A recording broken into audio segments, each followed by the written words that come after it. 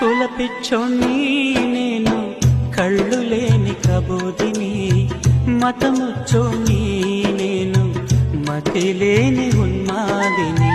నా కులం నా కళ్ళు పొడిచిందిలే, నా మతం నా మనసు విరిచిందిలే. కులమొక కల్పనయే, మతమొక మతి భ్రమయే.